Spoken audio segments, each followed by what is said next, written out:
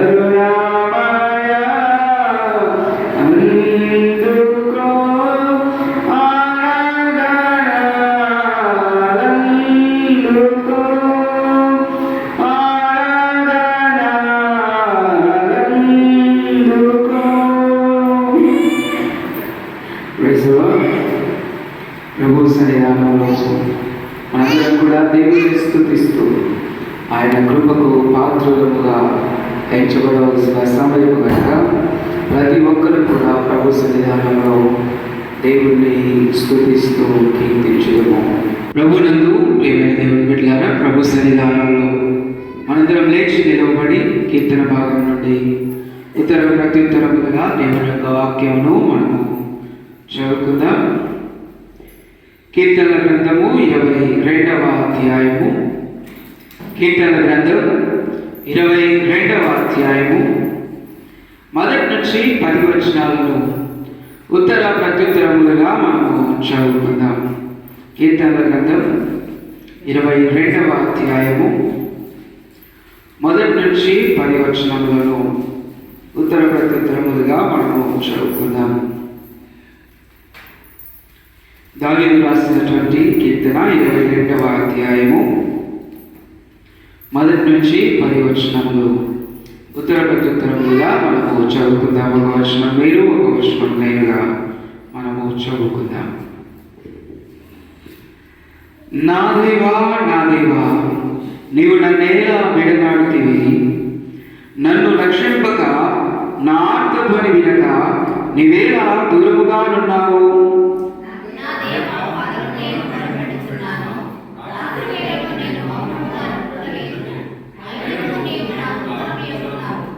నీవు ఇశ్రాయేలు చేయు స్తోత్రముల మీద ఆసీనుడవై ఉన్నావు.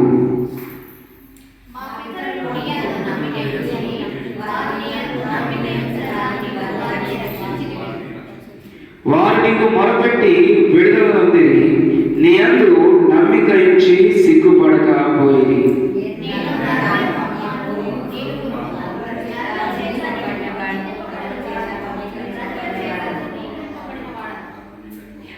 నన్ను చూచు వారందరూ పెదవులు విరిచి తలాడించుచు నన్ను అపహసించుచున్నారు.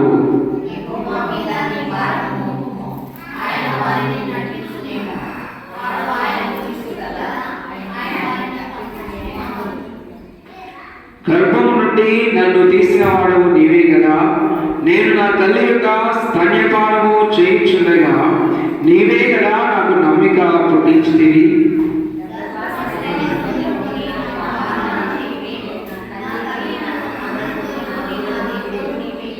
చివరి 10వ వచనాన్ని మరొకసారి మనందరం కలిసి చదువుకుందాం. గర్భవాసినైనది మొదలుకొని నాకు ఆధారం నీవే, నా తల్లి నన్ను కన్నది మొదలుకొని నా దేవుడు నీవే. ప్రభు సన్నిధానంలో మనందరం కూర్చుందాం. తల్లి వచ్చి కళ్ళు మూసుకొని ప్రార్థన చేసుకొని ఇక కీర్తనను మనము ధ్యానించుకుందాం. మహాపరిశుద్ధుడా, గొప్ప దేవా, నిత్యుడవగు తండ్రి, సమాధానకర్త, నిన్న నేడు నిరంతరము ఏకరీతిగా ఉన్నవాడా, మీ అమూల్యమైన శ్రేష్టమైన నామమును బట్టి మీకు వందనాలు స్తోత్రాలు చెల్లిస్తూ ఉన్నాం. ఈ దినము నీ సన్నిధానంలో తండ్రి మేము యొక్క కీర్తనను ధ్యానిస్తూ ఉండగా సంఘముగా మమ్మల్ని అందరినీ మీరు జ్ఞాపకం చేసుకొనండి. కీర్తన ద్వారా మిమ్మల్ని స్తుతించుటకు మాకు ఒక మంచి కారణము తెలియపరుస్తూ మమ్మల్ని బలపరిచి నడిపించి మీరే మా అందరి ద్వారా మహిమ ఘనత ప్రభావాలు పొందమని నజరేయుడు మా ప్రభువును రక్షకుడైన యేసు క్రీస్తు శుభనామములో ఈ ప్రార్థన అడిగి వేడుకొంచున్నాం మా ప్రియ పరలోకపు తండ్రి. ఆమేన్, ఆమేన్. ప్రభునందు ప్రియమైన దేవుని బిడ్డలారా, ఈ 22వ కీర్తనను మనం చూసినట్లయితే ఇందులో మొత్తముగా 31 వచనాలు ఉన్నాయి. 31 వచనాలను 2 భాగాలుగా దావీదు భక్తుడు దేవుడిని స్తుతించడం మనము చూడవచ్చు. మొదటి భాగము 1వ వచనం నుండి 21వ వచనం వరకు బాధ మరియు శ్రమ అనేది మనకు కనబడుతుంది. ఆ వచనాలను మనము జాగ్రత్తగా చదువుతూ ఉంటాయి. అదేవిధంగా 22వ వచనం నుండి 31వ వచనం వరకు చూస్తే దేవుడిని స్తుతించడము, దేవుడు శ్రమలో నుండి తప్పించడము మనకి కనబడతాయి. ఈ 2 భాగాలని మనము ఆలోచన చేస్తూ ముందుకు కొనసాగిపోదాము. చూడండి, మొదటి వచనము 2వ వచనం మనం చూస్తే దేవుడు విడిచిపెట్టాడనుకున్నటువంటి పరిస్థితిలో ఉన్న దేవుని యొక్క భక్తుని యొక్క బాధను మనము చూస్తూ ఉన్నాం. మొదటి 2 వచనాల్లో అంటున్నాడు, ప్రభువా నన్ను ఎలా విడిచిపెట్టావు, నేను నీకు మొరపెడుతున్నాను అని భక్తుడు దేవుడి సన్నిధానంలో ప్రార్థిస్తూ ఉన్నాడు. అదేవిధంగా 3వ వచనం నుండి 5వ వచనం వరకు మనం చూస్తే ఈ బాధలో, ఈ శ్రమలో, ఈ ఇబ్బందుల్లో కూడా భక్తుడు దేవుడి మీద నమ్మకం కలిగి ఉన్నాడు. దేవుడి మీద నమ్మకం కలిగి ఉన్నాడు. అదేవిధంగా దేవుడి మీద మనము 6వ వచనం నుండి 8వ వచనం వరకు దేవుని యొక్క వాక్యాన్ని మనం చూస్తే తనను వెక్కిరించేవారు, తన గురించి తప్పుగా ఆలోచన చేసేవారు చాలా మంది ఉన్నారని దేవుని బిడ్డ ఇక్కడ మనకి కనబడుతూ ఉంది. ఒకసారి మనము గమనిస్తాం. 6వ వచనం నుండి చూస్తే, నేను నరుడను కాను, నేను పురుగును, నరుల చేత నిందింపబడిన వాడను, ప్రజల చేత తృణీకరింపబడిన వాడను. దేవుని బిడ్డ జ్ఞాపకం చేసుకుంటే 6వ వచనం నుండి 8వ వచనం వరకు యేసు ప్రభు వారికి సాదృశ్యంగా చెప్పబడిన మాటలు మనకి కనబడుతూ ఉన్నాయి. మత్తయి సువార్తలో 27వ అధ్యాయంలో ఏ విధంగా అయితే యేసు ప్రభు వారిని తృణీకరించారో అదే తృణీకరణ ఇక్కడ 6వ వచనం నుండి 8వ వచనం వరకు మనకు కనబడుతుంది. ఇక 9 నుంచి 11 వచనాలు మనం చూస్తే దేవుడు ఎంతకు ముందున్న తరాలను ఏ విధంగా అయితే కాపాడాడో, లేకపోతే మనము భూమి మీద పుట్టినప్పటి నుంచి దేవుడు ఏ విధంగా మనల్ని కాపాడుతూ ఉన్నాడు, ఏ విధంగా మనల్ని సంరక్షిస్తూ ఉన్నాడు అనే విషయాన్ని దావీదు భక్తుడు జ్ఞాపకం చేస్తూ ఉన్నాడు. అదేవిధంగా 12 నుంచి 18 వచనాలని మనం జాగ్రత్తగా చూస్తే శ్రమను వివరిస్తూ ఉన్నాడు. వివిధమైన శ్రమలు, యేసు ప్రభు వారు అనుభవించినటువంటి శ్రమలను అక్కడ వివరిస్తూ ఉన్నాడు. 12 నుంచి 18 వచనాలు చూడండి. 17, 18 వచనాలు మనం ప్రత్యేకంగా చూస్తే యేసు ప్రభు వారి గురించి మనకు తెలుస్తుంది. చూడండి 17వ వచనం, నా ఎముకలన్నీ నేను లెక్కింపగలను, వారు నిదానించుచు నన్ను తేరి చూచుచున్నారు, నా వస్త్రములు వారు పంచుకొనుచున్నారు, నా అంగీ కొరకు చీట్లు. ఎవరి విషయంలో నెరవేరిన ఈ మాటలు? యేసు ప్రభు వారి విషయంలో నెరవేరాయి. ఇక 19 నుంచి 21 వచనం వరకు మనం చూస్తే విడుదల కొరకు దావీదు భక్తుడు ప్రార్థన చేస్తూ ఉన్నాడు. చూడండి, యెహోవా దూరముగా నుండకుము, నా బలమా త్వరపడి నాకు సహాయం చేయుము, ఖడ్గము నుండి నా ప్రాణమును, కుక్కల బలము నుండి నా ప్రాణమును తప్పింపుము, సింహము నోట నుండి నన్ను రక్షింపుము, గురుపోతుల కొమ్ములలో నుండి నన్ను రక్షించి నాకు ఉత్తరమిచ్చి ఉన్నావు అని మాట్లాడుతూ ఉన్నాడు. ఇక 22వ వచనం నుండి 24వ వచనాలు మనం చూస్తే స్తుతిని ఆయన జ్ఞాపకం చేస్తున్నాడు. నీ నామము నా సహోదరులకు ప్రచురపరచెదను, సమాజ మధ్యమున నిన్ను స్తుతించెదను, యెహోవా యందు భయభక్తులు గలవారలారా ఆయనను స్తుతించుడి. యాకోబు వంశస్థులారా మీరందరూ ఆయనను స్థిరపరచుడి, ఇశ్రాయేలు వంశస్థులారా మీరందరూ ఆయనకు భయపడుడి అని జ్ఞాపకం చేస్తూ ఉన్నాడు. ఆయన బాధపడు వారి బాధను తృణీకరింపలేదు, దాన్ని చూచి ఆయన అసహ్యపడలేదు, అతనికి తన ముఖము దాచలేదు అనే మాటను జ్ఞాపకం చేస్తూ ఉన్నాడు. ఇక కొంచెం మనం ఆలోచన చేస్తే ప్రజలు పెట్టారా 25వ వచనం నుండి 31వ వచనం వరకు, చివరి వచనం వరకు మనం చూస్తే భవిష్యత్తుల గురించి దేవుడు మనకిస్తున్నటువంటి ఆ యొక్క గొప్ప నిరీక్షణ మనకి కనబడుతుంది. ప్రపంచానికి తెలియపరుస్తున్నటువంటి నిరీక్షణ. చూడండి 25వ వచనం నుండి మనం చూద్దాం. సమాజంలో నిన్ను వచ్చి నేను కీర్తన పాడెదను, ఆయన యందు భయభక్తులు గలవారి ఎదుట నా మొక్కుబడులు చెల్లించెదను. దేవుని బిడ్డలుగా మాట్లాడుతూ 28వ వచనానికి వచ్చేసరికి రాజ్యం యెహోవాదే, అన్యజనులలో ఏలువాడు ఆయనే. దేవుని బిడ్డలు ఇంకా కిందికి 30 వచనాలు చూస్తే ఒక సంతతి వారు ఆయనను సేవించెదరు, రాబో తరములకు ప్రభువుని గురించి వివరింతురు, వారు వచ్చి ఆయన దీని చేసినని పుట్టబో ప్రజలకు తెలియజేతురు, ఆయన ఆయన నీతిని వారికి ప్రచురపరుతురు. దేవుని బిడ్డలారా, బైబిల్ గ్రంథంలో మన గురించి రాయబడిన వచనాలు ఏదైనా ప్రత్యేకంగా ఉన్నాయంటే అవి ఈ వచనాలే. యేసు ప్రభువారు శిలువ మీద తన ప్రాణం పెడతాడని తెలియపరిచి, ఆయన ప్రాణం పెట్టాడని, ఆయన లోకానికి రక్షణనిచ్చాడని ఏదైతే ప్రవచనము దావీదు భక్తుని ద్వారా చెప్పబడిందో అది ఈ ప్రవచన వాక్యమే. దేవుని బిడ్డలారా, 30వ వచనం 31వ వచనం మనం చూస్తే, ఒక సంతతి వారు ఆయనను సేవించెదరు అనే మాటను జ్ఞాపకం చేస్తూ రాబో తరములకు ప్రభువుని గురించి మన గురించే చెప్తున్నాడు. అది మనము మన తర్వాతి తరాలకు వివరిస్తాము. 31వ వచనం, వారు వచ్చి ఆయన దీని చేసినది పుట్టబోయే ప్రజలకు దేవుని వాక్యంలో తెలియపరుస్తారని. ఇదిగో దేవుని వాక్యం ఇక్కడే జ్ఞాపకం చేస్తుంది. ఆయన నీతిని వారికి ప్రచురపరుస్తారు. దేవుని బిడ్డలారా, ఈ కీర్తన మన గురించి స్పష్టంగా జ్ఞాపకం చేస్తూ తరతరములకు దేవుని స్తుతించవలసిన బాధ్యత మన మీద ఉంది.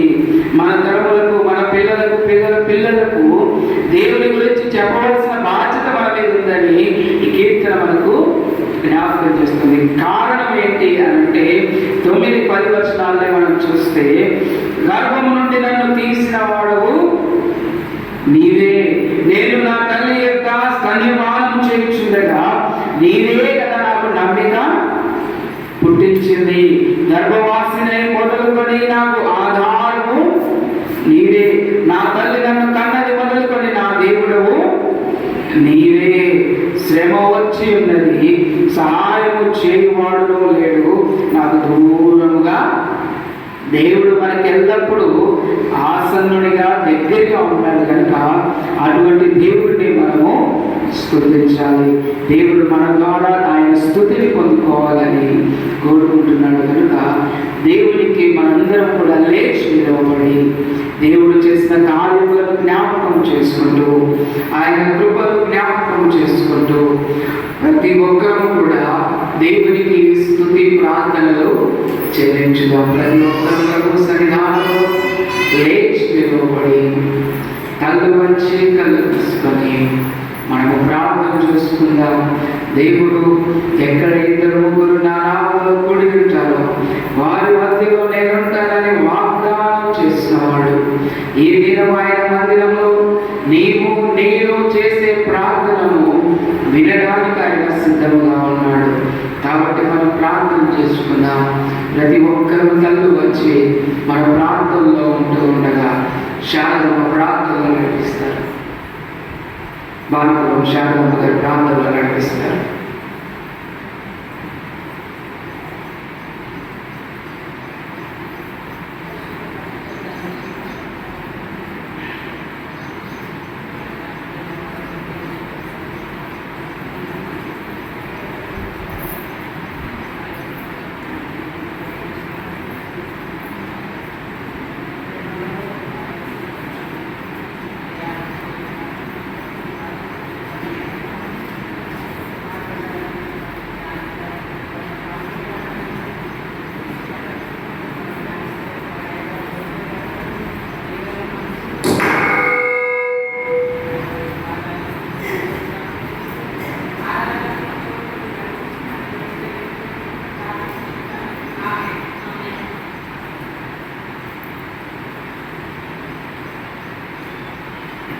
అదేవిధంగా మనందరం ప్రార్థనలో ఉండగా తలలో వచ్చి మనం ముందుకు వెళ్తూ ఉండగా అమృతమ్మ ప్రార్థనలో నడిపిస్తారు.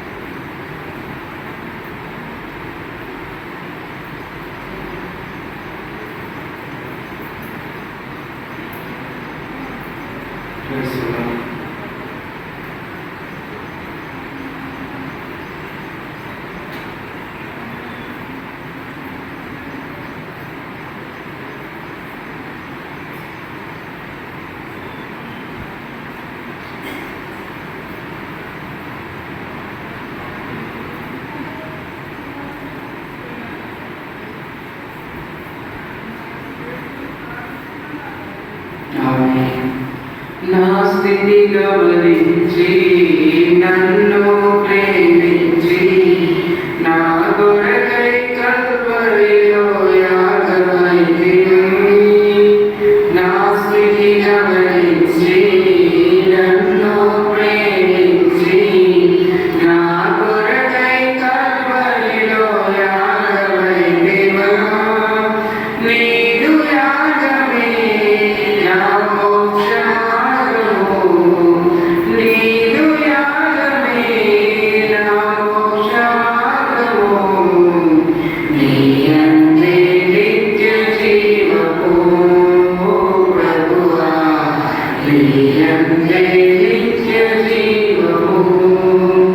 ఎన్ని తలచినా ఏది అడిగినా జరిగేది నీ చిత్తమే ప్రభువా.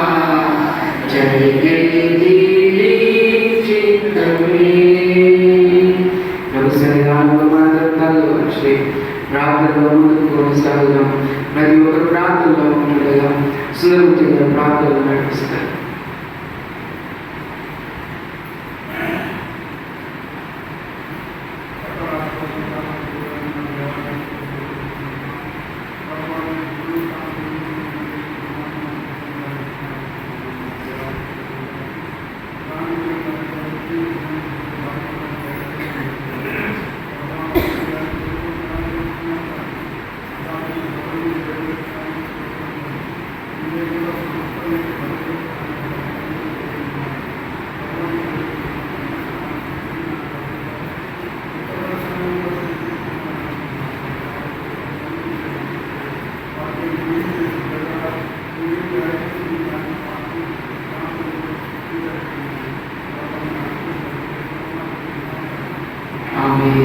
అదేవిధంగా మనం ప్రార్థనలో ఉంటుండగా విశాఖమైన ప్రార్థనలు నడిపిస్తారు.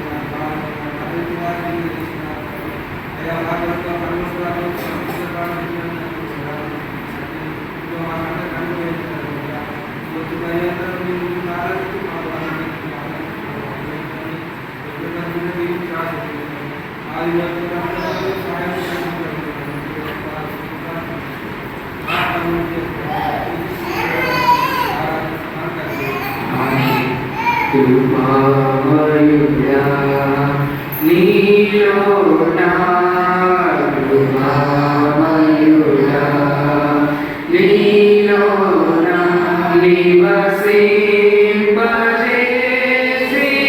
నివసింపజేసినానునా ఇదిగో నా స్తుతుల సింహాసనం నీలో నివసింపజే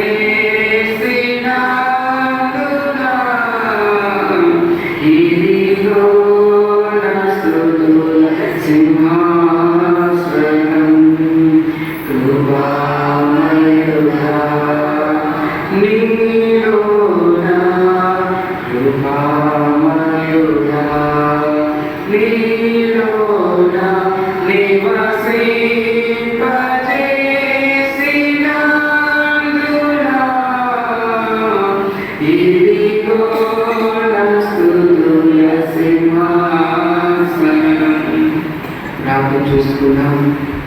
మహాపరిశుద్ధుడా గొప్ప దేవా, నిత్యుడవగు తండ్రి, సమాధానకర్త, నిన్న నేడు నిరంతరము ఏకరీతిగా ఉన్నవాడా, మీ అమూల్యమైన శ్రేష్టమైన నామమును బట్టి మీకు వందనములు, స్తుతులు స్తోత్రాలు చెల్లిస్తున్నామయ్యా. ఈ దినము నీ సన్నిధానంలో ఇదిగో తండ్రి ఈ విధముగా కూడి ఉన్నటకు మీరు చూపిన కృపకై మీకు వందనములు స్తోత్రాలు చెల్లిస్తూ ఉన్నా ప్రభా. ఇదిగో కూడి వచ్చిన ప్రతి బిడ్డను బట్టి మీకు కృతజ్ఞతలు చెల్లిస్తున్నామయ్యా. ఇంకను రావాల్సిన బిడ్డలను సకాలంలో నీ పాద సన్నిధికి నడిపించమని దేవా, మీరు చేసిన ప్రతి అతిక్రమమును నీ సన్నిధానంలో మీరే క్షమించి మా ద్వారా మహిమ ఘనత ప్రభావాలు పొందమని నమ్ముతున్న కార్యక్రమంతట్లో మీరు తోడుగా ఉండి నడిపించమని నజరేయుడు మా ప్రభువును రక్షకుడైన యేసు క్రీస్తు శుభనామంలో ఈ ప్రార్థన అడిగి వేడుకొచ్చున్నాం మా ప్రియ పరలోక తండ్రి. ఆమేన్. ఆమేన్. ప్రభు సన్నిధానంలో మనం కూర్చుందాం. ఈ సమయంలో ఎవరైనా సరే ప్రభు సన్నిధానంలో ఒక పాట పాడి కానీ దేవుడు మీ జీవితంలో చేసిన కార్యములను సాక్ష్యముగా కానీ పంచుకోవాలి అని అంటే మీకు సమయం ఉంది కనుక లేట్ చేయకుండా త్వరగా వచ్చి మీ సమయాన్ని సద్వినియోగపరచుకోవాలని ప్రభు పేరిట మనవి చేస్తున్నాం.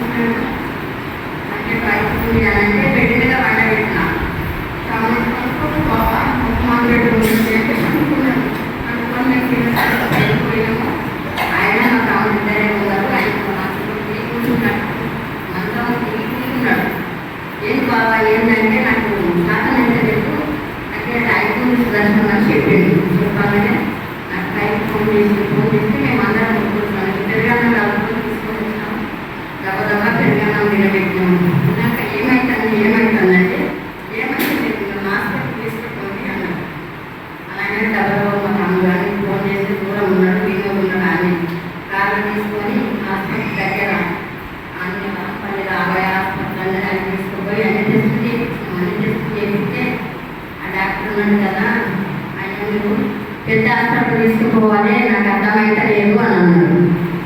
అంటే నీళ్ళకు పోయినాక ఆడన్ని టెస్టులు చేసి ఎంఆర్ఐ స్కానింగ్ రాసింది. ఎంఆర్ఐ స్కానింగ్ రాసే వరకు అన్ని వచ్చేది, ఇక ఎక్కడికో పోయి వచ్చి ఎంఆర్ఐ స్కానింగ్ తీసుకుపోయి ఉప్పర్ తీసుకుపోయి ఎంఆర్ఐ స్కానింగ్ తీసినాక రిపోర్ట్ రాసి సాయంత్రం వస్తుంది అని తీసుకొచ్చి జనరల్ వాళ్ళ పండబెట్టినాక ఏం సపోర్ట్ చేస్తలేడు. ఆ రిపోర్ట్ ఎప్పుడు వస్తుందో, మాకు రిపోర్ట్ ఎప్పుడు వస్తుందో అని మేము ఎదురు చూసుకుంటా వాళ్ళు పడుకుంటున్నాం. జనరల్ వార్డు వేసినాక ఇక అన్ని గడిపి డాక్టర్ దగ్గరికి పోయి అమ్మ రిపోర్ట్ ఎప్పుడు వస్తుందంటే బాబు సాయంత్రం 5 పొద్దున్న తొందర పడవద్దు అన్నాను. అంటే జనరల్ వార్డు ఏం సపోర్ట్ చేస్తలేడు, ముఖమంతా అలా కొంచెం ఏమి అని చెప్తలేదు, ఏంటని చెప్తలేదు. మేము అందరం ఉన్నాం, మా తమ్ముడు, మా భర్తలు, పిల్లలు నేను ఉన్నాం. నాకు 4:30 రిపోర్ట్ వచ్చింది. బ్రెయిన్లో చిన్న మెదడులో కొంచెం చక్కెర రవ్వలు వచ్చింది బాబు, ఏం కాదు మేము ట్రీట్మెంట్ స్టార్ట్ చేద్దాం. అది రిపోర్ట్ వచ్చినాక మేము ఏమి ఇవ్వమని అన్నారు డాక్టర్ అన్నాక, సరే మేడం మరి ఏం కాదంటే ఏం కాదు అన్నారు. మరి ఇంకెక్కడ పెద్ద హాస్పిటల్ తీసుకోవాలంటే పెట్టదయ్యా ఏం కాదు అన్నాను అని ట్రీట్మెంట్ స్టార్ట్ చేసి అప్పటికి ఇంకా కళ్ళు తెలుస్తలేడు, మాట్లాడతలేడు. ఆ రిపోర్ట్కి అందరు చూసి ఏం కాదు బాబు ఏం కాదని అందరిని అడిగొస్తున్నాం. హాస్పిటల్ అంతా తెలియదు. 6 అయింది 7 అయింది, గ్లూకోజ్ అయిపోయింది. ఇంకో గ్లూకోజ్ పెట్టింది, ఇంజక్షన్ ఆ ఇంజక్షన్ ఇచ్చినాక నాకు తెలిసింది. ఏమనిపిస్తుంది నీకంటే నువ్వు తప్పు ఏమనిపిస్తలేదు అని నాకు సైడ్ చేసిండు. మార్నింగ్ గట్టి వచ్చి నాయన అనిపిస్తాను, నేను వచ్చి చెప్తాను, ఎవరు తెలిసినా తప్పు చేయకుండా అన్నాడు. ఇంకా రాత్రి మంచిగానే ఉన్నాడు, ఉన్నాయి ట్రీట్మెంట్ తర్వాత ఉన్న టాబ్లెట్ వేస్తుండ్రు. ఏం పిలవక మనం ఏం తప్పు చేయకుండా 7 వద్దు తప్పు చేస్తాను అన్నాడు. తెల్లవారింది మళ్ళా తెల్లవారినాక మన పెద్ద డాక్టర్ అమ్మ వచ్చి ఎట్టినది దారి గారు ఎట్టినది అంటే కాదు చెప్తుంది కానీ ఏం చెప్పలేకపోతుంది, ఏం సపోర్ట్ చేస్తలేడు. యూరిన్ పైపు పెట్టిండు, డైపర్ పెట్టిండు, ఏం సపోర్ట్ చేస్తాడు, చదవతలేడు. ఏడ్చిన ఎట్లుంటాడు మేడం ఏమన్నా చెప్పుకుంటూ నాకు అంటే చెప్పినా మనకి భయపడుతున్నావు. ఏం కాదు కొంచెము బ్లడ్ క్లాట్ అయింది, చిన్న వేళల్లో మాట లేదు, సూట్ లేదు, ఏం కాదని అన్నాక 3 రోజులు గ్లూకోజ్ ఎక్కినాయి, ఇంజక్షన్ ఇస్తుండ్రు, ఏం మాట్లాడతలేడు. 3వ నాడు రాత్రి బాగా సరి జ్వరం వచ్చింది, పట్టినని నాంది. నేను మా వినోద్ కొడుకు ఇద్దరమే ఉన్నాం బెడ్ కాడ. అమ్మాయి ఉన్న నిలిపికి కష్ట పరిస్థితి ఉన్నది అన్నది. అలాగే ఫోన్ చేయాలి, అందరూ వచ్చింది. ఆయన ఇంత వినోద్ అందరూ వచ్చేది, బట్టలు తీసుకొని వచ్చారు. వచ్చి ఏంటి మేడం ఎట్లున్నది మా డాడీకి ఎట్లుందంటే మళ్ళీ ఎంఆర్ఐ స్కానింగ్ చేయాలన్నది. 3వ నాడు ఎంఆర్ఐ స్కానింగ్ తీస్తే మళ్ళీ ఊపలు తీసుకుపోయి తీసుకొచ్చి అవి బెండగింతలు అంత అయినాయట. అలా చిన్న మీద మొత్తం చూపు లేదు, మాట లేదు, ఎప్పుడు చేయి కాదు, స్పర్శ లేదు, ఏం లేదు. మేము అందరం బాగా చెప్పుకున్నాం, ఏం కాదు, ఏం తప్పు చేయదు, మేము ఇంజక్షన్ ఇస్తాము చూస్తాము అని మళ్ళీ పంపించి 5 మా నాన్నకి ఎంఆర్ఐ స్కానింగ్ తీసి ఐసీలకు పంపించాను. ఐసీలకు పంపిస్తే ఐసీని 5 రోజులు ఉన్నారు. 5 రోజులున్న డాక్టర్లు అందరూ ఆక్సిజన్ పెట్టిండు, గ్లూకోజ్ పెట్టిండు, ముక్కులో పైపు పెట్టిండు. అది పోతే భయంకరం, ఒక్కరో పోనిస్తలేదు. నేను ఆ పైపు నాన్నకి 20 రూపాయలు ఇచ్చి మేడం నా భర్త నా పర్మిషన్ ఇచ్చాను అంటే అవునా అమ్మన్నది. పోండి పోండి, ఏం మాట్లాడతలేడు. అసలు డ్రెస్ మార్చిండు, బెడ్షీట్ కప్పిండు, ఏం లేదు, ఆక్సిజనే కనబడుతుంది, పైపు కనబడతాను. ఏడ్చిన ప్రార్థన చేసిన దేవా మేమిద్దరం వచ్చినాము, అక్కడ 1000 రోజులకు నా భర్తని కాపాడు. 50 సంవత్సరాల నుంచి నాకు పెళ్లి చేసిన ఆత్మని వాయించింది, ఆత్మని వాయించండి దేవా. సంఘానికి ఏం సమాధానం చెప్పుకోవాలని ప్రార్థన చేస్తామా. మీరు క్రిస్టియన్స్ అన్నది అంటే అవును మేడం మీరు క్రిస్టియన్స్ కానీ అంటే ఏం కదా మనం భయపడకపోతే ఏం కాదు, నీ కొడుకులు మంచిగా ఉన్నది, ఏం కాదు, ఎన్ని డబ్బులు అయినా పెడతారు, ఏం కాదు అని మేడం అన్నాను. నన్ను దేవుడికి ఇష్టం అంటే ప్రతి దేవుడికి ఇష్టం అని ప్రార్థన చేసి వస్తాను. మళ్ళీ పిల్లలకు మళ్ళీ 5 లక్షలు ఉన్నాయి, ఆక్సిజన్ ఆయన అన్నాడు ఏంటమ్మా వస్తారు, ఆక్సిజన్ ఇస్తే పోతుంది, ఎందుకు పెడుతున్నావమ్మా అన్నాను. ఇంకో కష్టం ఏం చెప్పాడు, ఏం కాదమ్మా నీకు పెద్ద ఏదండి వేసుకోవడం కానీ చిన్నది కాదు. 2వసారి వచ్చింది, అది మీ దేవుని దయ, మీ మంగళసూత్ర బలం, అది ప్రతి పొజిషన్ కానే కాదు అని అన్నాను. అంటే నేను ఏడ్చిన వచ్చిన అని సంతరించింది. ఏం కత్తి అమ్మ నువ్వు భయపడకే ఏం కత్తి అని మా ఆయన ఫోన్ చేసినట్టు మా ఆయన వచ్చింది. మన డాక్టర్ అడిగాడు, ఏం కాదు బాబా 5 రోజులు మేము చూస్తాము, 5వ నాడు బాగా కాకుంటే ఆపరేషన్ చేస్తాం, అది గ్యారెంటీ ఇవ్వము. మీరు మీ అమ్మ ఆపరేషన్ సైడ్ పెట్టి ఆపరేషన్ చేస్తాం, 10 లక్షలు కావాలి అని. 10 లక్షలు కాదు మేడం, ఆపరేషన్ చేయకుండా మా ఆయన బాగా చేయండి అని అన్నాడు. సరే మేము ట్రై చేస్తాము, ఏం కాదు అన్నాడు. అన్నట్టు అందరి పాస్టర్లకు చర్చిలకు సంఘాలకు చెప్పిన అయ్యా నా భర్త బాగలేడు, దేవుడే కాపాడాలి, దేవుని బిడ్డలు నా భర్తకి ఎంత వ్యాధి వచ్చింది, ఏం పాపం చేసింది, ఏం పుణ్యం చేసింది, ఏసయ్యా నువ్వు లక్కి నా భర్తను, నేను ఒకదాన్ని లక్కి పోను అని ప్రార్థన చేసి అందరికీ చెప్పినాను. 5వ నాడు రీఛార్జ్ రాసింది, జనరల్ వార్డ్ వేసింది. జనరల్ వార్డ్ వేసినాక మేడం వచ్చాను, ఫస్ట్ చూసినానే అమ్మ నువ్వు మాట వచ్చేటట్టు నీకు చెప్పి చూడు, నువ్వు ఏడ్చినట్టు కాదు, మాట వచ్చేటట్టు ఆయనకి మాట లేదు, చూస్తలేడు, చూపు తక్కువైతుంది, చేయి కదిలిస్తలేడు, కాలు కదిలిస్తలేడు, మాట లేదు అంటే ఎట్లా ఏం చేయాలి మేడం అంటే ఏమన్నా మాట్లాడు, ఆయన కూడా ఏమన్నా మాట్లాడు లేకుండా మధ్యాహ్నం సాయంత్రం పొద్దున్నాను అంటే నేను ఏబీసీలు చెప్తా మేడం అన్న. పొద్దున ఏబీసీలు చెప్పేది, మధ్యాహ్నం వంటలు చెప్పేది, నాకు ఇంగ్లీష్లో చెప్పకుండా కూడా చెప్పు అన్న. 1, 2 అని మధ్యాహ్నం చెప్పేది, సాయంత్రం ఏబీసీలు చెప్పేది. 3వ నాడు వచ్చింది, ఏం పేరు మీ పేరెంట్స్ జానకి అన్న డాక్టర్ జాతి గారు నిన్న మంచిగా నువ్వు ఏం పని చేసినావంటే నేను పొలం పని చేసిన అన్నాడు. పొలం పని చేయలేదు మేడం రైతు కట్టించిందంటే నవ్వింది. ఆయన నవ్వింది నిన్న నువ్వేం కాదు జాతి నువ్వు భయపడకు నీ భార్య హుషారున్నది ఏబీసీలు చెప్పినా నువ్వు పేరు చెప్పినావు చచ్చిపోతావు అనుకున్నావు. ఒకటో చెప్తావంటే ఆ చెప్తా చెప్పు అంటే 50 దాకా వెళ్ళిపోయింది.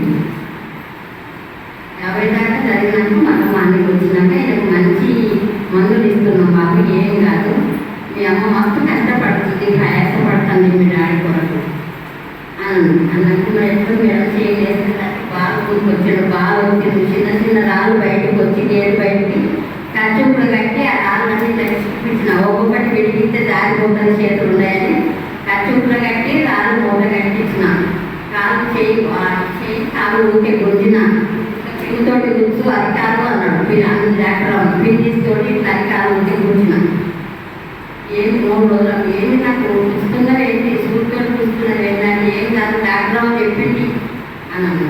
ఆమెకి అవునా అన్నాడు. 5వ నాడు డాక్టర్ ఎందరినీ కొడుకుంటున్నానంటే నాకు 5 కొడుకులు మేడము అన్నాడు. మీరు ఏ ఊరు అంటే నాకు సిద్దిపేట జిల్లా అన్నాడు. బిడ్డ చేయడానికి నాకు ఉన్నది బిడ్డ నా బిడ్డ వరంగల్ అవసరం ఉన్నది అన్నాడు. మరి ఏ కొడుకు మంచోడండి అందరూ మంచోళ్ళే ఇప్పుడు అన్నాడు. అలాగే నవ్వింది. నువ్వు నేస్తావాడు నాకు ఏమొస్తలేదు మేడం తాను తెచ్చిచ్చింది.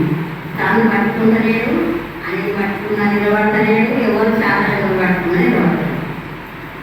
ఎట్లా మరి నిలబడతలేడు కదా మేడం అంటే ఏం కదమ్మా నడిపియాలి కొంచెం కాస్త సాఫ్ చేయాలి మీరు ఇంటికి పోయినాక మీరే తరపు చేయింది అన్నాడు. 13 రోజులు నేను హాస్పిటల్ ఈ హాస్పిటల్ ఉన్నాక డిశ్చార్జ్ ఇస్తే మీరే తరపు చేయాలంటే రోజు సాయంత్రం మరి వీళ్ళ కొడుకు వీళ్ళకి చిన్న కొడుకు 3 నేను 5 పోదు మీరే తరపు రోజుకి 500 ఫస్ట్ పెట్టారు. రోజుకి 500 చేయకు గెట్లతోటి కట్టి 2 పిల్లలు వీళ్ళు అలా పట్టుకుంటేనే ఆడలేదు మస్తు బాధపడేది. వచ్చి పట్టి పీరియడ్ అక్కడ చేసిండు 2 నెలలు చేసినాక ఆడ కూడా ఊరికి మాట్లాడించుకుంటూ చేసేది.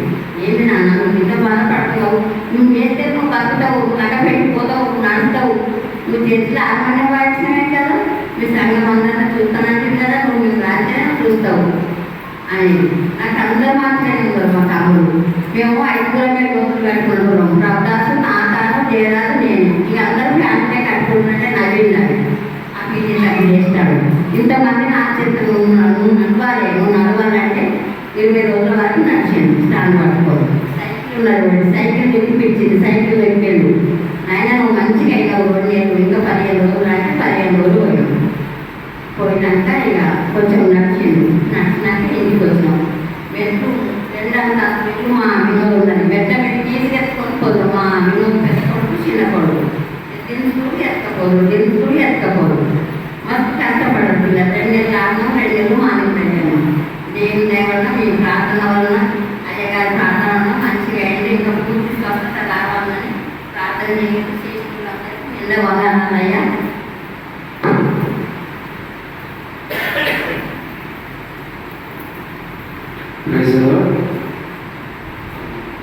నిజంగా దేవుని సన్నిధానంలో జార్జ్ అనేది ఒక గొప్ప సాక్ష్యం అనుకోవాలి. ఎందుకంటే అనారోగ్యానికి వెళ్ళి మళ్ళీ తిరిగి మన ముందు ఎవరు కలవలేదు నేను వచ్చిన కారణం ప్రత్యేకంగా. కానీ దేవుడు తన కృపలో జార్జ్ ఆయన జ్ఞాపకం చేసుకొని మంచి ఆరోగ్యంతో నడిపించాడు. దేవుడి నామానికి మహిమ కలుగును గాక.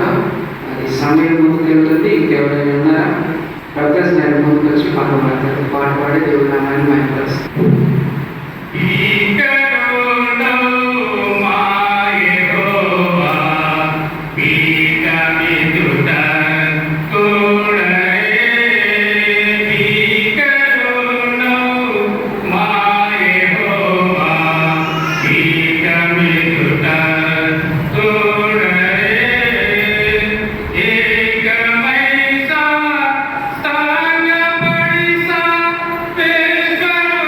Go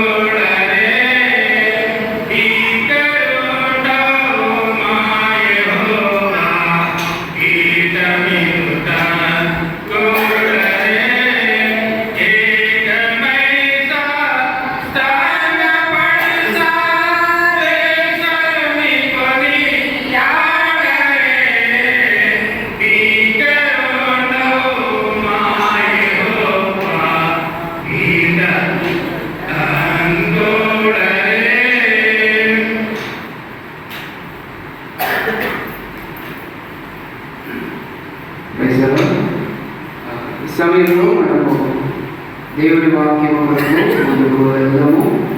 సమయము చాలా ముందుకు వెళ్తుంది కనుక దేవుడి వాక్యాన్ని మనము చదువుకుంటూ ముందుకు వెళ్దాం. యాకోబు రాసినటువంటి పత్రిక 1వ అధ్యాయము 13వ వచనం నుండి 18 వరకు దేవుని యొక్క వాక్యాన్ని మనము ధ్యానించుకుందాం. యాకోబు రాసినటువంటి పత్రిక 1వ అధ్యాయము 13 నుంచి 18 వరకు మనము దేవుని యొక్క వాక్యాన్ని ధ్యానించుకుందాం. ప్రతి ఒక్కరు కూడా కళ్ళు వచ్చి కళ్ళు మూసుకొని ప్రభు సన్నిధానంలో ప్రార్థన చేసుకొని దేవుని యొక్క వాక్యాన్ని మనం ధ్యానించుకుందాం. ప్రతి ఒక్కరు కళ్ళు వచ్చి కళ్ళు మూసుకొని ప్రార్థన చేసుకుందాం. ప్రతి ఒక్కరు ప్రార్థనలో ఉంటున్నట్లయితే కళ్ళు వచ్చినట్లయితే సులభంగా ప్రార్థనలో నడిపిస్తారు.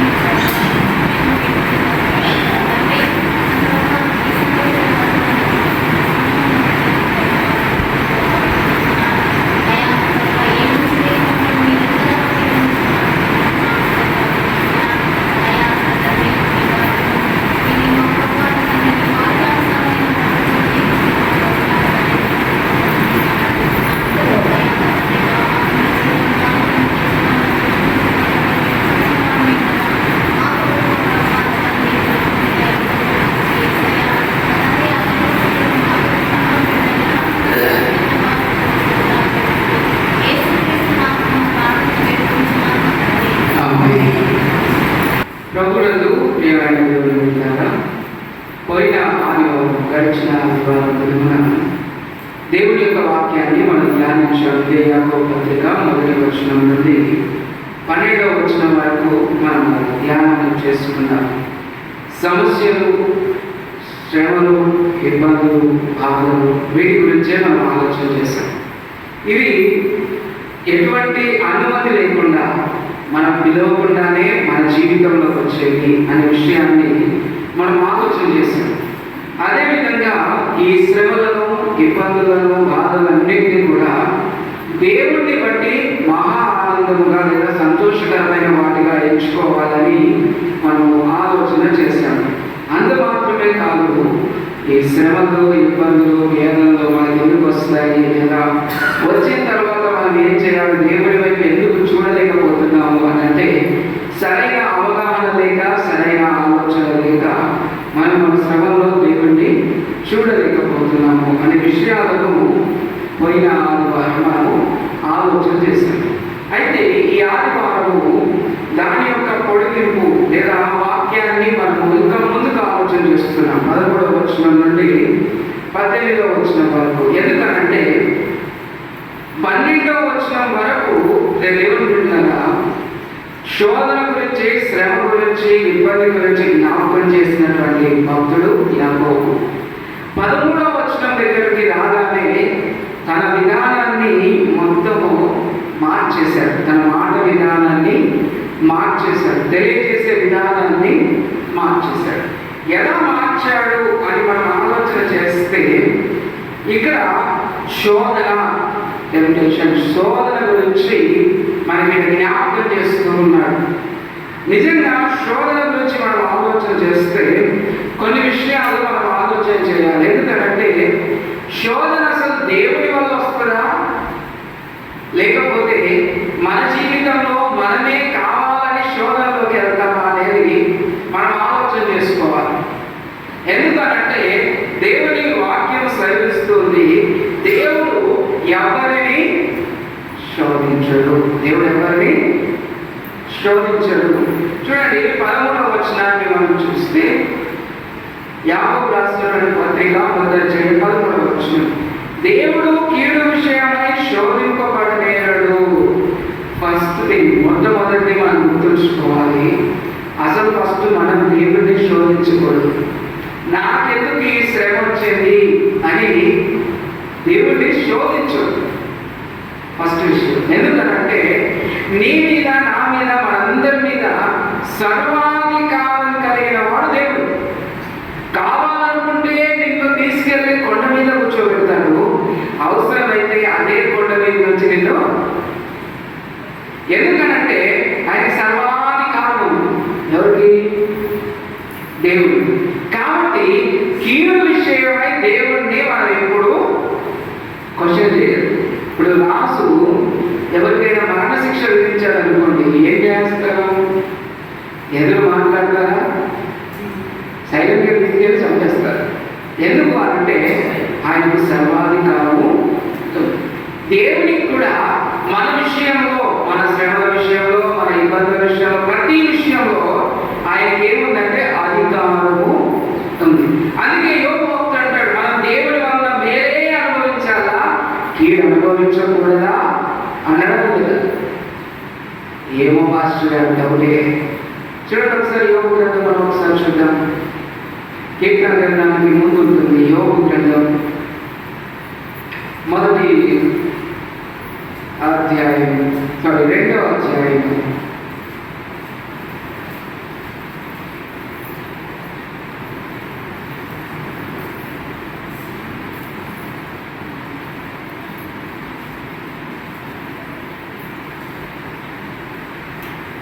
వచనం.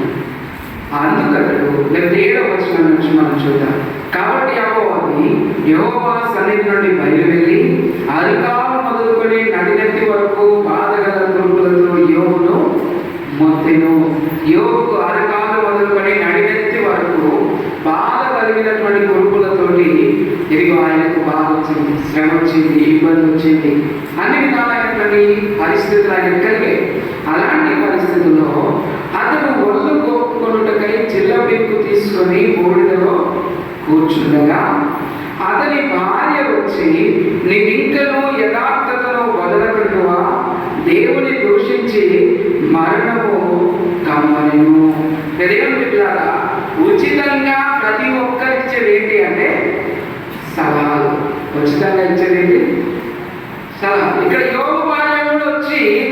యోగు ఏం చేస్తుందంటే సలహా ఇస్తుంది. ఎలాంటి సలహా ఇస్తుందంటే, ఇంకెందుకు బతుకుతున్నావు, పైనుంచి కింద దాకా నేను చూడడానికే వికారంగా తయారైపోయావు, నిన్ను నీరు పట్టించుకోవడానికి పిల్లలు లేరు, నీ స్నేహితులు ఎవరు నీ దగ్గరికి రావట్లేదు, అలాంటప్పుడు నువ్వు ఇంకా ఎందుకు బ్రతుకుతున్నావు, చనిపో, దేవుని పెట్టు చనిపో అంటే యోగు ఏమంటున్నాడు?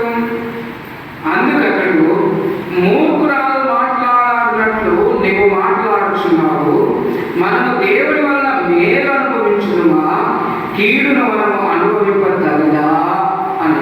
చూడండి, దేవుడి వల్ల కేవలం మేలే అనుభవించాలా, కీడు అనుభవించకూడదా?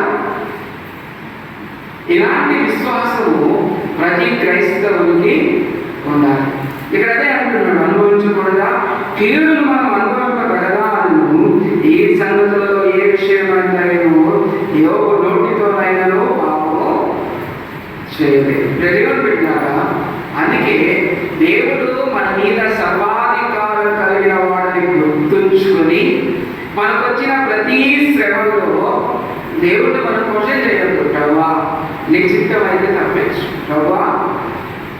యేసు ప్రభువు కూడా ప్రార్థన చేశాడు, అయ్యా ఇగో నాకు ముందు శిలువ కార్యం ఉంది, ముందు నేను శిలువ పోట్లు అనుభవించాలి, తల మీద ముండ కిరీటము, చేతులలో మేకులు, కాళ్ళలో మేకులు, ఇదిగో పక్కలో బల్లె పోటు, ఒకటి తక్కువ 30-40 కొరడా దెబ్బలు నా వంటి మీద నేను అనుభవించాలి, ఇంత శ్రమను నేను అనుభవించాలా అని ఏడుస్తూ ప్రార్థన చేస్తున్నాడు యేసు ప్రభువు.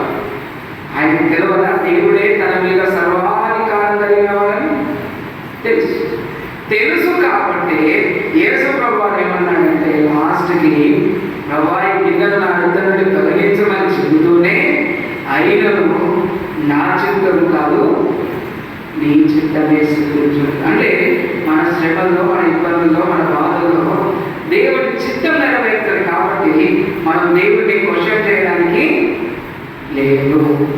తర్వాత కిందికి మనం కొనసాగించుకుంటూ ఏం చదువుకుంటే, ఆయన ఎవరిని శోధింపడు కనుక ఎవడైనాను శోధింపబడినప్పుడు నేను దేవుని చూత శోధింపబడుచున్నానని అనకూడదు.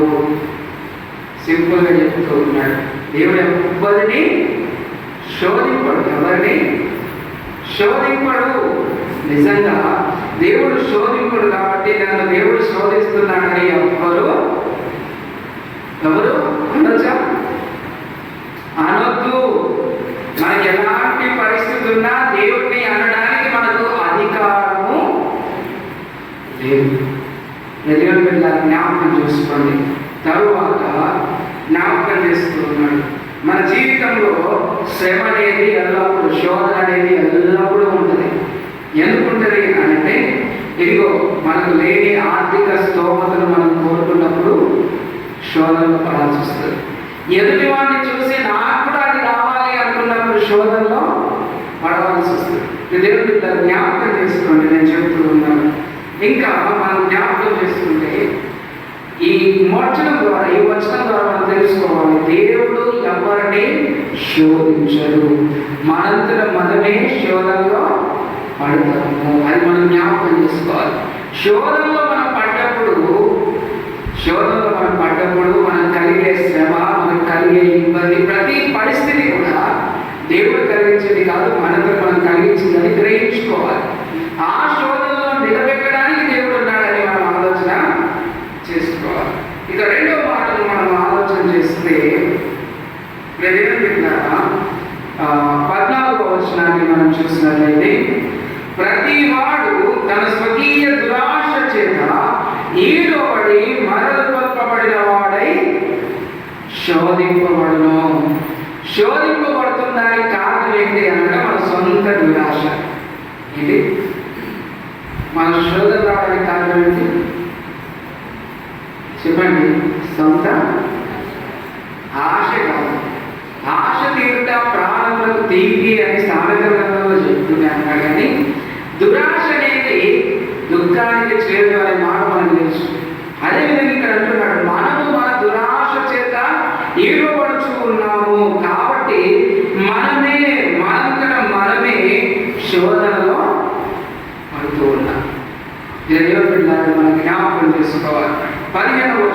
మనం చూసినట్లయితే దురాశ విషయంలో జ్ఞాపకం చేస్తున్నాడు. దురాశ గర్భమును ధరించి పాపమును కనగా పాపము పరిపక్వమై మరణమును దేవుని బిడ్డ జ్ఞాపకం చేసుకోండి. దురాశ కలిగినప్పుడు లేదా ఇది పొందుకోవాలి, నాకు ఇది కరెక్ట్ అని అనుకొని కొన్ని విషయాలు మనం ఆలోచన చేస్తే దానికోసం మనం తప్పు చేయాల్సి వస్తుంది. దానికోసం మనం ఏం చేయాల్సి వస్తుంది? తప్పు చేయాల్సి వస్తుంది. మీకు అర్థమయ్యేటట్టు ఎంత చెప్పాలంటే ఒక మంచి ఉదాహరణ నేను చెప్తాను. ఒక గవర్నమెంట్ ఆఫీసర్ ఉన్నాడు అనుకోండి. గవర్నమెంట్ ఆఫీసర్ ఉన్నాడు. ఈ గవర్నమెంట్ ఆఫీసర్కి నెలకు కొంత జీతం వస్తుందా? జీతం అనేది వస్తుంది. వచ్చినాక గవర్నమెంట్ ఆఫీస్లో చాలా పనులు ఉంటాయి, బయట వాళ్ళకి చేసి పెట్టాలి. బయట వాళ్ళకి ఏం చేయాలి? మనకి పని చేయడానికే వాడికి పని, మనం ఉన్నాం కాబట్టి ఆయనకి పని. ఆ పని చేయడానికి మనం ఏం చేస్తాము? 10 20 చేయి తీసుకెళ్ళి చేతులు పెడతాం. ఎందుకంటే ఇది ఒక గవర్నమెంట్ జీతం సరిపోతే ఏం కావాలి? ఇంకో కారు కొనుక్కోవడానికి, ఇంకో బంగ్లా కొనుక్కోవడానికి, ఇంకో ల్యాండ్ కొనుక్కోవడానికి పలాని పనులకి అవసరం. దాన్ని ఏమంటారు? చెప్పండి, ఏమంటారు? దురాశ. వాడు ఆశ కలుగుతాడు. ఒకసారి 10,000 కలుగుతాడు, ఒకసారి 20,000 కలుగుతాడు, ఒకసారి 30,000 కలుగుతాడు. వాడు అడగడానికి అవకాశం ఇచ్చింది ఎవరు? మనమే. జ్ఞాపకం చేస్తుంది. ఎందుకు చెప్తున్నానంటే ఇప్పుడు పని అవ్వడానికి ఒక దురాశ వాడికి కలిగితే ఆ దురాశ వల్ల వాడు చేసేది ఏమవుతుందంటే పాపం అవుతుంది. ఏమవుతుంది? పాపం అవుతుంది. పాపం వల్ల వచ్చే జీతం ఏంటి?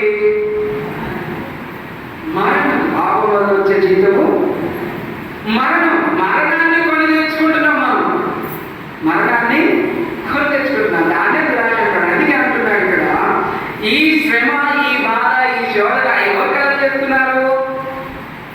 మనమే. ఇదైతే ఎవరు కలగజేసుకుంటున్నారు? మనమే. ఆఖరికి సాతాను యోగును పరీక్షించినప్పుడు, లేదా శోధన అన్నారు, దాన్ని కూడా శోధించినప్పుడు యోగు ఎలా ఉన్నాడు తన పరిస్థితిలో అంటే శోధనలో జయించే పరిస్థితిలో ఉన్నాడు. పాపంలో పడిపోయే పరిస్థితిలో లేదు. మనం కూడా ఆలోచన చేయాలి. ఇలాంటి పాప పరిస్థితుల్లో పడకుండా మనల్ని మనము కాపాడుకోవాలి.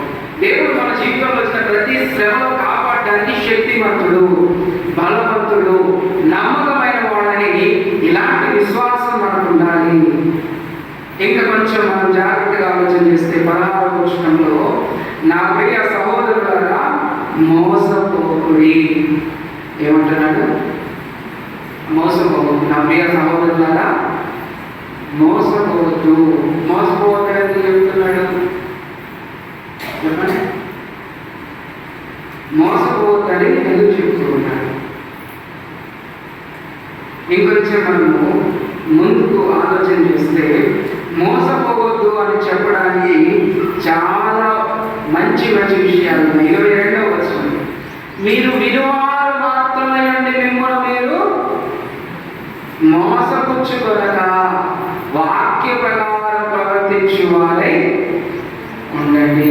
ఇక్కడ ఏమంటున్నాడు? మీరు మోసపోకండి అని అంటే, ఇదిగో మిమ్మల్ని మోసం చేసే వాళ్ళు చాలా మంది ఉన్నారు. ఎలా మోసం చేస్తారంటే మాటలతో మోసం చేస్తారు. ఆదికాండం మనం జాగ్రత్తగా చూస్తే ఆదాము అవ్వ విషయంలో జరిగిందే మనకు కనబడుతుంది. అవ్వ ఎలా మోసపోయింది? తనకు దురాశ వల్లనే మోసపోయింది. ఆ మాట వినే మోసపోయింది. దేవుడి వైపు చూడటం పనిచేసింది కాబట్టి మోసపోయింది. ఇక్కడ అదే జ్ఞాపకం చేసుకున్నాడు. 17వ వచనాన్ని మనం జాగ్రత్తగా చూస్తే మోసం గురించి చెప్పి ఇదిగో ఇక్కడ మంచి మాటల్ని జ్ఞాపకం చేస్తున్నాడు. 17-18 వచనాల్లో, శ్రేష్టమైన ప్రతి ఈవియు సంపూర్ణమైన ప్రతి వరమును పరసంబంధమైనది జ్యోతిర్మయుడగు తండ్రి యొద్ద నుండి వచ్చును. దేవుని బిడ్డలారా జ్ఞాపకం చేసుకోనండి, ప్రతిదీ ఏదైతే శ్రేష్ట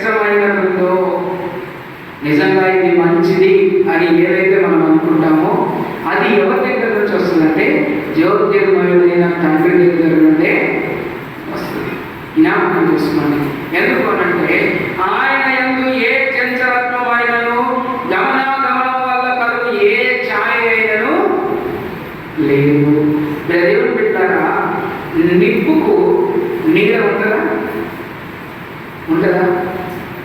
నిప్పుకు నీరు ఉండదు, పొగ ఉంటుంది, నిప్పు ఉండదు.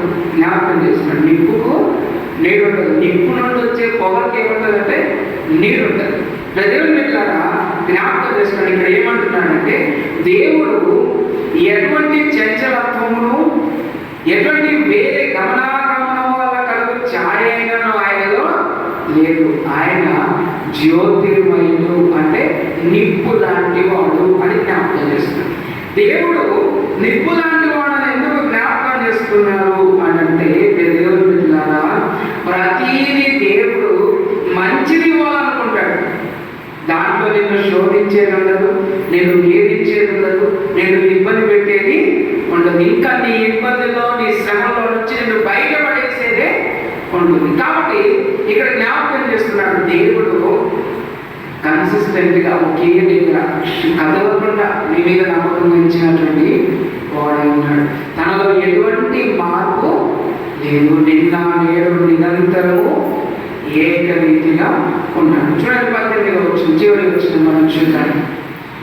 ఆయన తాను సృష్టించిన వాటిలో మనము ప్రథమ ఫలముగా ఉంటున్నట్లు సత్యవాక్యము వలన మనలను తన సంకల్ప ప్రకారము నేను దేవుడు పెట్టాను. ఈరోజు దేవుడి మందిరంలో నువ్వు నేను మనందరం ఉన్నాము అనంటే ఇది దేవుడి సంకల్పం.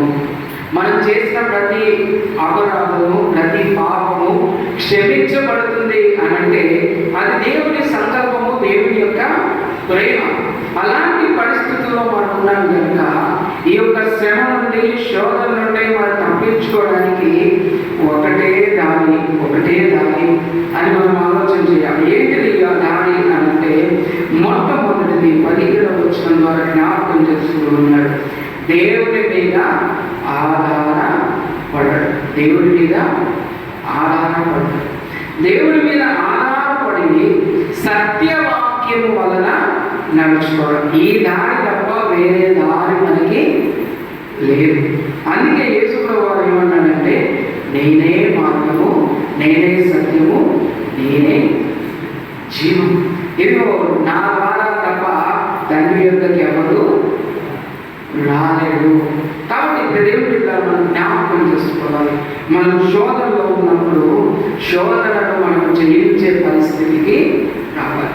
మనం జయించాలి అంటే దేవుడి వాక్యాన్ని బట్టి దేవుడి మీద ఆధారపడి ముందుకు వెళ్ళాలి. 12వ వచనంలో అంటాడు, 12వ వచనం యోబు గ్రంథంలో, శోధన సహించువాడు ధన్యుడు, అతడు శోధనకు నిలిచిన వాడి ప్రభువు తనను ప్రేమించు వాడికి వాగ్దానం చేసిన జీవ కిరీటము పొందుకుంటారు. దేవుడు వాగ్దానం చేశాడు, నువ్వు శోధనలో నిలిచి దేవుని వైపు చూసి దేవుడి మీద ఆధారపడితే జీవ కిరీటం ఇస్తానని దేవుడు జ్ఞాపకం చేస్తున్నాడు. కాబట్టి మనం గుర్తుంచుకోవాలి, దేవుని పిల్లలుగా మనం అర్థం చేసుకోవాలి, మనల్ని దేవుడు ఎప్పుడు శోధించాడు. మనకున్నటువంటి దురాశ వల్లనే మనం శోధనలో పడతాం. అలాంటి పరిస్థితుల్లో తన చేయి అందించి మనల్ని కాపాడడానికి, నిలబెట్టడానికి దేవుడు ఎప్పుడు మన పక్షంలో ఉన్నాడు. అందుకే అన్నాడు, ఎక్కడ 2-3 నా నామంలో కూడి ఉంటారో వారి మధ్యలో ఉంటానని దేవుడు జ్ఞాపకం చేస్తాడు. కాబట్టి మన మధ్యలో ఉన్న దేవుని యొక్క హస్తాన్ని పట్టుకునే స్థితిలో మనం ఉండాలి. మనల్ని రక్షించండి అని అడిగే స్థితిలోకి మనము రావాలి. మన శోధనలో దేవుడు మాత్రమే మనకి సహాయము చేయగలడు. దేవుడు మాత్రమే సహాయము పంపించగలడు. కాబట్టి దేవుని వైపు చూస్తూ మన ఎదుట ఉంచబడిన పరుగు పందెములో ఓపికతో మనందరము పరిగెత్తుము. అటు కృప దేవుడు మనందరికీ దయచేయను కనుక ప్రభు సన్నిధానంలో మనందరం లేచి నిలబడి తల వంచి కళ్ళు మూసుకుని చెప్పబడిన వాక్యాన్ని బట్టి మనము ప్రార్థన చేసుకుందాం. ప్రతి ఒక్కరు ప్రభు సన్నిధానంలో లేచి నిలబడి చెప్పబడిన మాటలను బట్టి ప్రార్థన చేసుకుందాం. శోధనను దేవుడు మన జీవితంలో అనుమతించడు. అయినప్పటికీ మనం చేతుల చేసుకున్న ప్రతి శోధన నుండి, ప్రతి ఇబ్బంది నుండి ఓపికతో మన దేవుని వైపు చూసినప్పుడు ఆయన రక్షించగలిగిన వాడు. ప్రతి ఒక్కరు తల్లు మంచి కళ్ళు మూసుకొని విన్న వాక్యాన్ని బట్టి, సంఘాన్ని బట్టి మనం ప్రార్థన చేసుకున్నాం. ప్రతి ఒక్కరు కూడా తల్లు మనుషులు కళ్ళు మూసుకొని ప్రార్థన చేసుకుందాం. జరజన ప్రార్థన నడిపిస్తారు.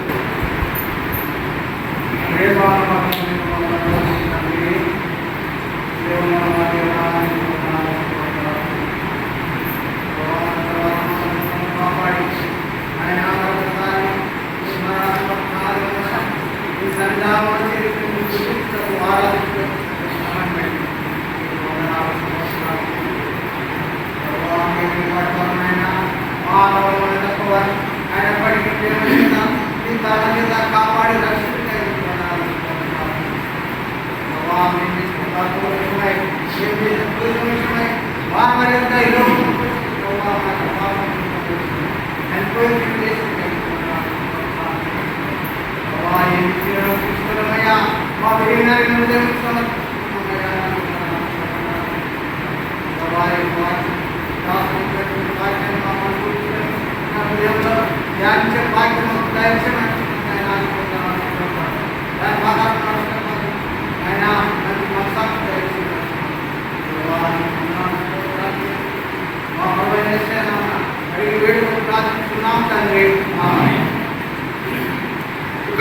ప్రభు సన్నిధానంలో పాడుకోవాల్సిన మదనమైన కార్యక్రమాలు కానుకలు ప్రభు సన్నిధానంలో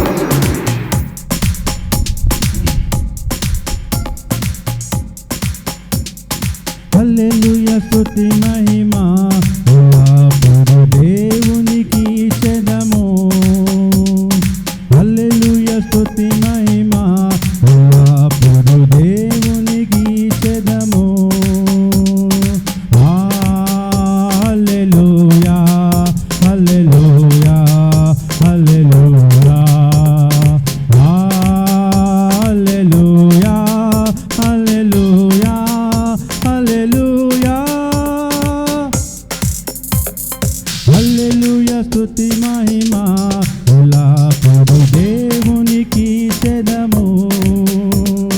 హల్లెలూయా స్తుతి మహిమా దేవునికి చెదము. సైన్యములకు అధిపతి అయిన ఆ దేవుని స్తుతించెదము. సైన్యములకు అధిపతి అయిన ఆ దేవుని స్తుతించెదము. బండ నుండి మధుర జలమును పంపిన ఆ యెహోవాను స్తుతించెదము. బండ నుండి మధుర జలమును పంపిన ఆ యెహోవాను స్తుతించెదము. హల్లెలూయా స్తుతి మహిమా దేవునికి చెదము. హల్లెలూయా స్తుతి మహిమా దేవునికి చెదము. ఆకాశము నుండి మన్నాను పంపిన దేవుని స్తుతించెదము. ఆకాశము నుండి మన్నాను పంపిన దేవుని స్తుతించెదము. బండ నుండి మధుర జలమును పంపిన ఆ యెహోవాను స్తుతించెదము. బండ నుండి మధుర జలమును పంపిన ఆ యెహోవాను స్తుతించెదము. హల్లెలూయా స్తుతి మహిమా దేవునికి చెదము. హల్లెలూయా స్తుతి మహిమా దేవునికి చెదము.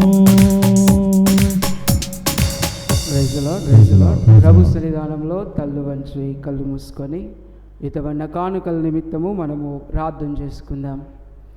మహాపరిశుద్ధుడా, మిక్కిలి ఉన్నతుడా, సర్వోన్నతుడా, సర్వాధికారి, మీకు వందనములు, స్తోత్రాలు.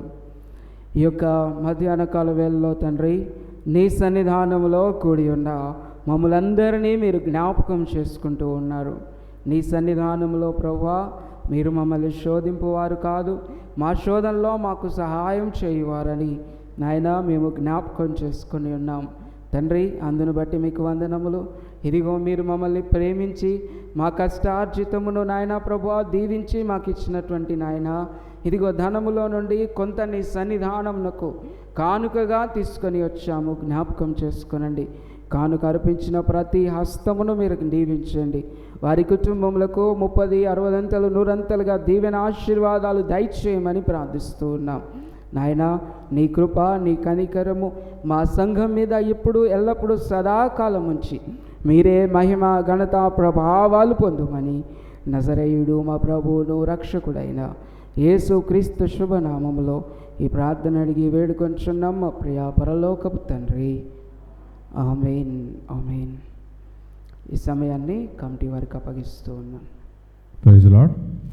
సమయం ఇచ్చినటువంటి అయ్యగారికి వందనాలు. ముఖ్యమైనటువంటి అంశాలు ఏమైతే లేవు, కానీ జనరల్గా చర్చి యొక్క క్లీనింగ్ విషయమై నేను చెప్పాలనుకుంటున్నాను. మార్నింగ్ క్లీనింగ్కి ఎవరు రాలేదు. మరి రానటువంటి విషయం కూడా మాకు సుమారుగా 9 గంటల సమయంలో మాకు చెప్పారు. అటు ఇటు మేము ఏం చేయలేకుండా ఉన్నది. మరి ఎట్లా ఒకట్లా కష్టపడి పాస్టర్ గారే చర్చిని ఈరోజు శుభ్రం చేయడం జరిగింది. కొద్దిసేపటి తర్వాత సునీల గారు కూడా వచ్చారు.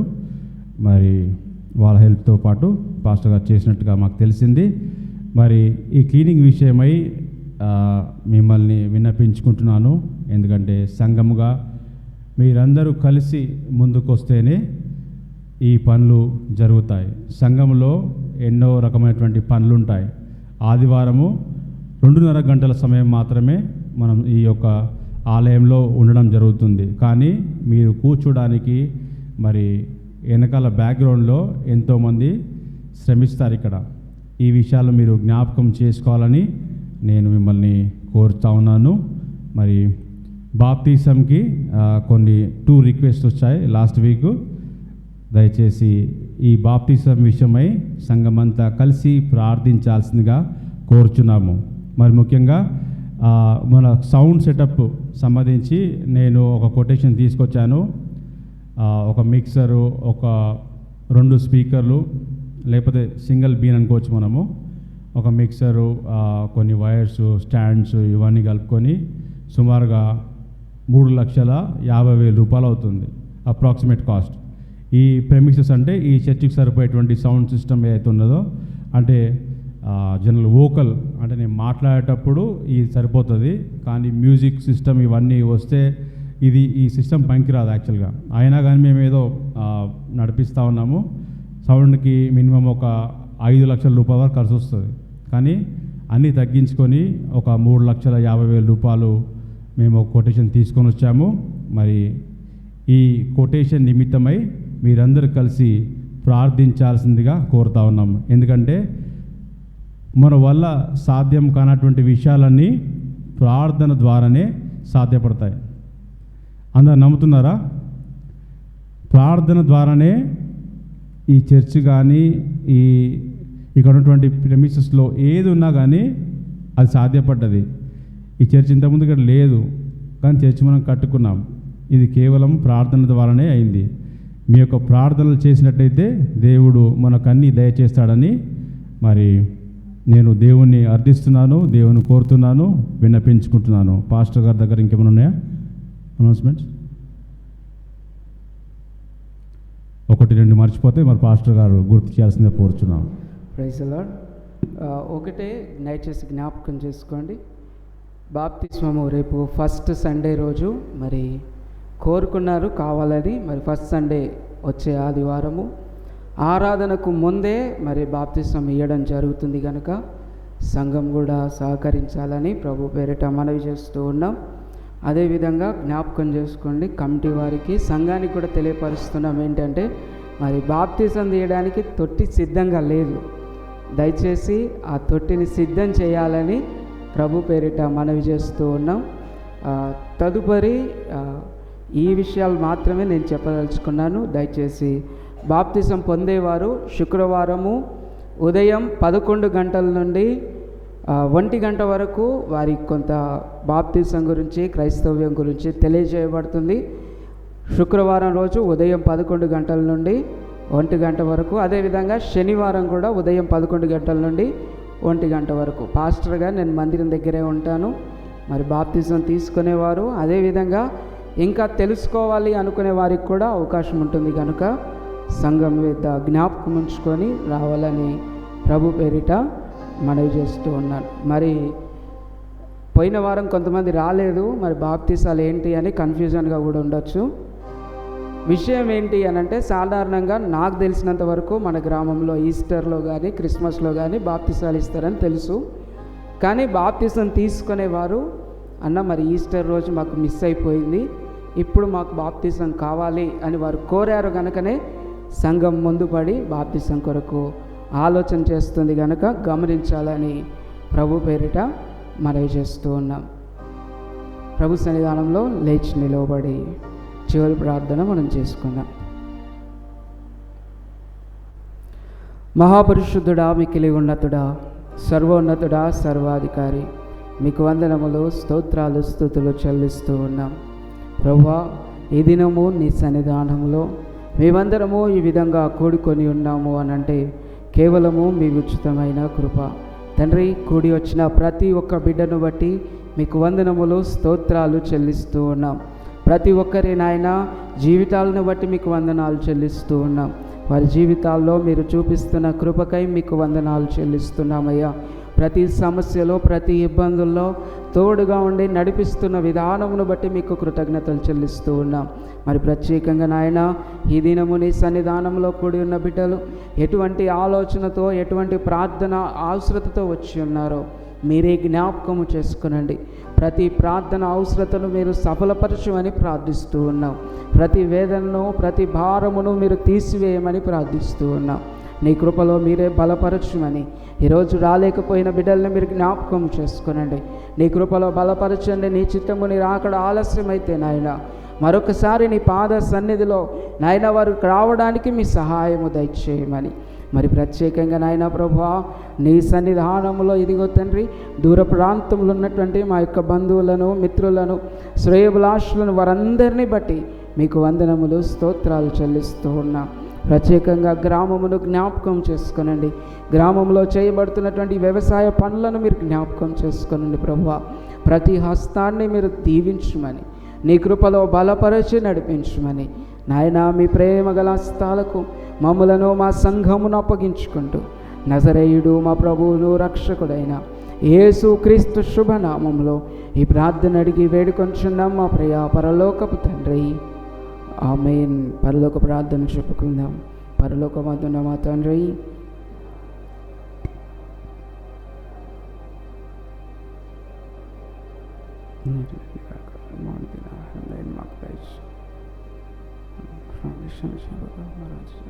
మమ్మల్ని శోధనలోకి తేకాకి నుండి తప్పించును.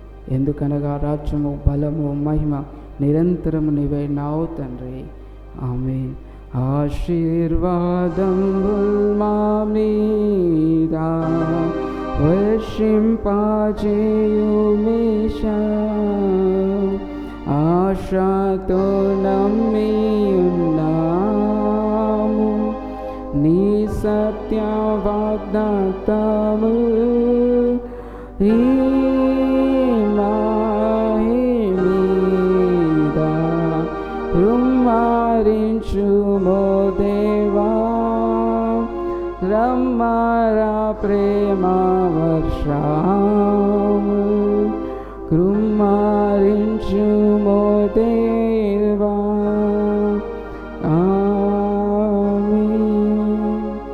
ఇప్పుడు మన తండ్రి అయిన దేవుని యొక్క ప్రేమ, కుమారుడైన యేసు క్రీస్తు కృప, పరిశుద్ధాత్మ యొక్క సహవాసం కూడిన మనందరికీ సర్వలోక పరిశుద్ధులకు ఇప్పుడు ఎల్లప్పుడూ సదాకాలము తోడయుండి నడిపించును గాక. ఆమేన్, ఆమేన్. అందరికీ